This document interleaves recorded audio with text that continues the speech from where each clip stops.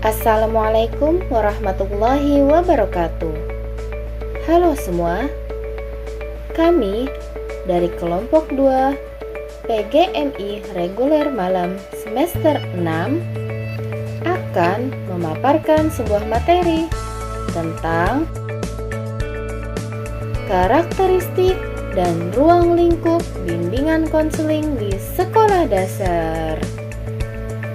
Kelompok kami terdiri atas Nur Afni, Fitria Ningsih, Amelia Novitasari, Poppy Widianawati, Lafti Khobibatur Rahmah, Indaka Rizky Sekar, Tengku Amanda Putri, Aditya Nurmalasari, dan Rusnani. Sebelum kita membahas materi lebih dalam, mari kita ketahui definisi bimbingan. Menurut Mortensen and Smuller, bimbingan dapat diartikan sebagai bagian dari keseluruhan pendidikan yang membantu menyediakan kesempatan-kesempatan pribadi dan layanan staf ahli dengan cara setiap individu dapat mengembangkan kemampuan dan kesanggupannya sesuai dengan ide-ide demokrasi. Adapun pendapat lain oleh Crow and Crow mengatakan bahwa bimbingan adalah bantuan yang diberikan seseorang laki-laki atau perempuan yang memiliki kepribadian yang memadai dan terlatih, tentunya dengan baik, kepada individu untuk membantu mengatur kegiatan hidupnya sehari-hari, mengembangkan pandangan hidupnya sendiri, membuat keputusan, dan menanggung bebannya sendiri. Definisi konseling. Nah, ada yang tahu definisi konseling itu apa? Nah, yang belum tahu, perhatikan ya penjelasan yang akan saya jelaskan. Nah, konseling ini berasal dari bahasa Latin atau yang disebut consilium. Nah, artinya dengan atau bersama, atau bisa diartikan juga menerima atau memahami. Konseling merupakan suatu proses untuk membantu individu mengatasi hambatan-hambatan perkembangan dirinya dan untuk mencapai perkembangan optimal kemampuan pribadi yang dimilikinya. Nah, biasanya proses tersebut terjadi di setiap waktu atau yang disebut Division of Counseling Psychology. Selanjutnya yaitu pengertian konseling menurut McDaniel pada tahun 1956. Konseling yaitu suatu rangkaian pertemuan langsung dengan individu yang ditunjukkan ada pemberian bantuan kepada individu tersebut untuk dapat menyesuaikan dirinya secara lebih efektif dengan dirinya sendiri dan dengan lingkungannya. Bantuan tersebut bisa berupa saran, masukan, motivasi tentang cara individu tersebut berkomunikasi dengan orang lain, tentang cara individu tersebut memanage dirinya, tentang individu tersebut beradaptasi dengan lingkungan baru, dan saran-saran pemotivasi yang lain yang dapat bermanfaat untuk individu tersebut menjadi individu yang lebih baik dan dapat menyesuaikan dirinya terhadap dirinya sendiri dan dengan lingkungannya, seperti itu. Jadi dia tidak kebingungan dalam menghadapi beradaptasi dengan lingkungan yang ada di sekitarnya. Wilayah layanan BK dalam jalur pendidikan formal sesuai dengan kurikulum 1975 dibagi menjadi 3, yaitu manajemen dan supervisi, pembelajaran bidang studi, dan BK. Untuk manajemen dan supervisi berada pada wilayah manajemen dan kepemimpinan, di mana ditunjukkan kepada terlaksananya kegiatan pendidikan secara profesional dan berkualitas yang dilaksanakan oleh pimpinan sekolah, yaitu kepala sekolah. Pembelajaran bidang studi berada pada wilayah pembelajaran yang mendidik, di mana layanan BK ditunjukkan pada penguasaan kompetensi oleh siswa yang dilaksanakan oleh guru bidang studi atau mata pelajaran. Nah, untuk BK berada pada wilayah BK yang memandirikan. Maksudnya di sini adalah layanan dan bimbingan konseling yang dilakukan oleh konselor atau guru BK itu sendiri.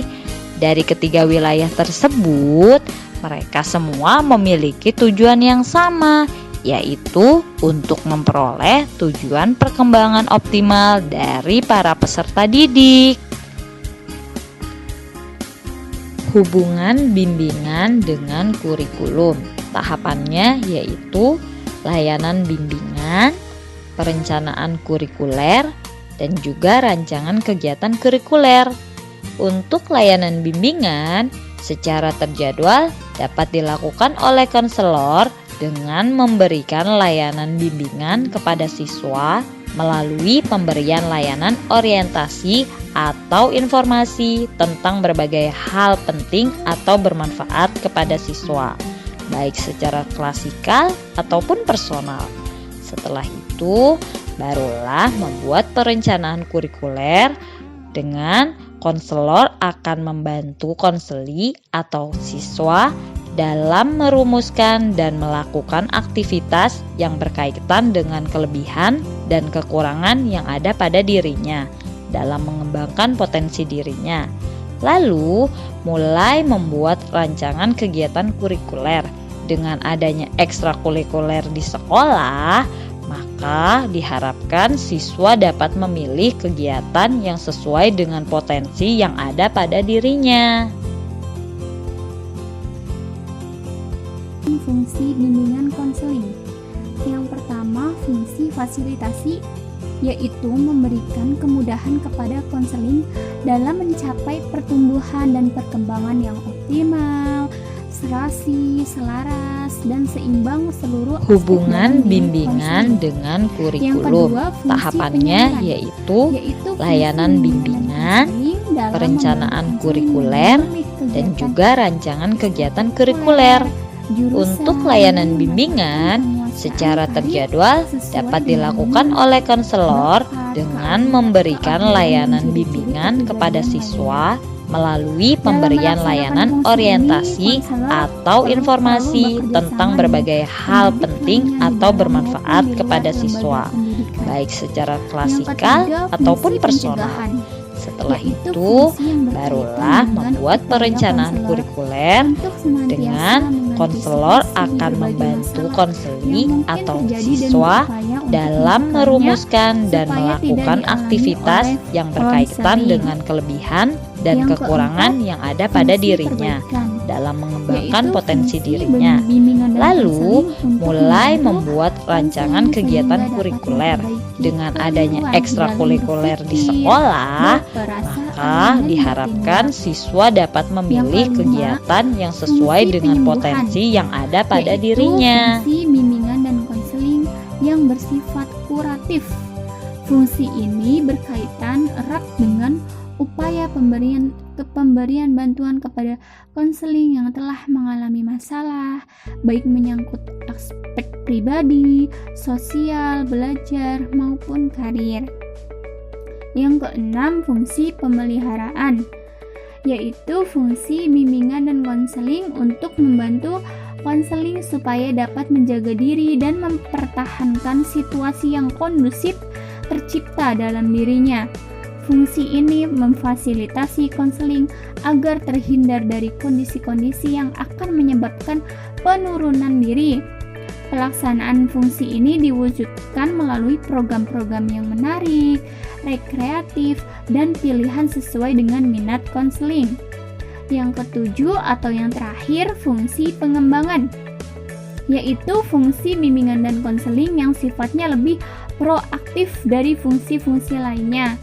Konselor senantiasa berupaya untuk menciptakan lingkungan belajar yang kondusif, yang memfasilitasi perkembangan konseling dalam upaya membantu konseling tugas-tugas perkembangannya. Teknik bimbingan yang dapat digunakan di sini yaitu pelayanan informasi, tutorial, diskusi kelompok, atau curhat pendapat dan karya. Prinsip BK di SD diarahkan pada menumbuhkan kesadaran dan pemahaman murid SD akan bermacam-macam pengaruh di sekitar lingkungan. Mengembangkan kebiasaan hidup positif, membantu murid SD memahami apa yang disukai atau tidak disukai, kontrol diri, memandirikan sesuai standar kemandirian anak SD.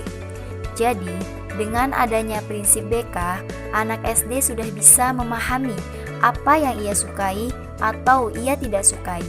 Karena di sekitar lingkungan akan mempengaruhi si anak agar bisa mengontrol diri dan dapat membuat anak menjadi lebih mandiri. Ruang lingkup bimbingan dan konseling di sekolah meliputi 3 bidang. Yang pertama, bidang kurikulum dan pengajaran. Bidang yang meliputi semua bentuk pengembangan kurikulum dan pelaksanaan pengajaran, yaitu penyampaian dan pengembangan pengetahuan, keterampilan sikap, dan kemampuan berkomunikasi peserta didik. Kedua, bidang administrasi dan kepemimpinan. Bidang yang meliputi berbagai fungsi berkenaan dengan tanggung jawab dan pengambilan kebijakan, serta bentuk-bentuk kegiatan pengelolaan dan administrasi sekolah, seperti perencanaan, pembiayaan, pengadaan dan pengembangan staf, sarana dan prasarana fisik, serta pengawasan. Yang ketiga, bidang kesiswaan. Bidang yang meliputi berbagai fungsi dan kegiatan yang mengacu kepada pelayanan kesiswaan secara individual agar masing-masing peserta didik itu dapat berkembang sesuai dengan bakat, potensi, dan minatnya serta tahap-tahap perkembangannya. Bidang ini dikenal sebagai pelayanan, bimbingan, dan konseling. Meskipun ketiga bidang tersebut tampak terpisah, namun semuanya memiliki arah yang sama, yaitu memberikan kemudahan bagi pencapaian perkembangan optimal peserta didik. Ruang lingkup bimbingan dan konseling di luar sekolah. Adapun ruang lingkup pelayanan bimbingan dan konseling di luar sekolah yaitu keluarga dan masyarakat yang lebih luas. Bimbingan dan konseling dalam keluarga. Keluarga merupakan satuan persekutuan hidup yang paling mendasar dalam bermasyarakat. Dalam kaitan keluarga dan masyarakat itulah kebutuhan dan kebahagiaan keluarga mutlak memerlukan perhatian bagi segenap pihak yang berkepentingan dalam pengembangan kesejahteraan masyarakat. Peran konselor sekolah amat besar dan diharapkan agar menjembatani program bimbingan dan konseling di sekolah dengan kebutuhan keluarga dalam pelayanan bimbingan dan konseling. Bimbingan dan konseling dalam lingkungan masyarakat yang lebih luas. Permasalahan yang dialami oleh masyarakat tidak hanya terjadi di lingkungan sekolah dan keluarga saja, melainkan juga di keduanya.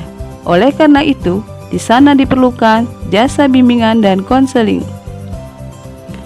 Konselor profesional yang multidimensional benar-benar menjadi ahli yang memberikan jasa berupa bantuan kepada orang-orang yang memfungsikan dirinya pada tahap perkembangan tertentu yang membantu mereka mengambil manfaat dengan sebesar-besarnya dari kondisi dan dari apa yang sudah mereka miliki, membantu mereka menangani hal-hal tertentu agar lebih efektif, merencanakan tindak lanjut atas langkah-langkah yang telah diambil, serta membantu lembaga ataupun organisasi melakukan perubahan agar lebih efektif.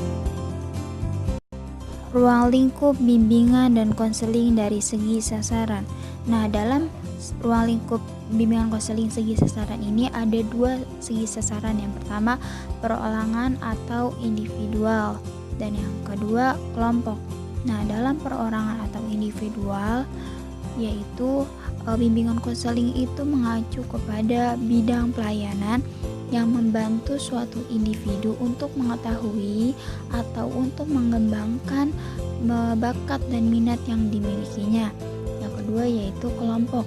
Jadi bimbingan konseling itu mengarah kepada layanan untuk sekelompok individu dalam satu kali kegiatan dan akan memberikan manfaat atau jasa kepada sejumlah orang.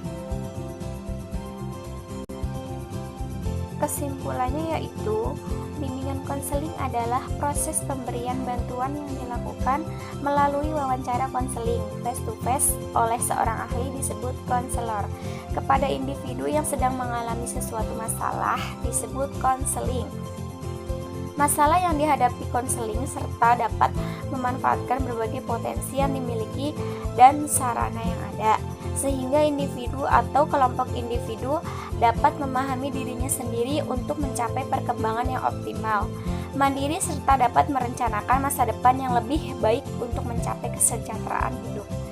Sarannya yaitu, bimbingan dan konseling bukanlah kegiatan pembelajaran dalam konteks adegan mengajar yang layaknya dilakukan guru sebagai pembelajaran bidang studi, melainkan layanan ahli yang berfungsi dan bertujuan memandirikan peserta didik.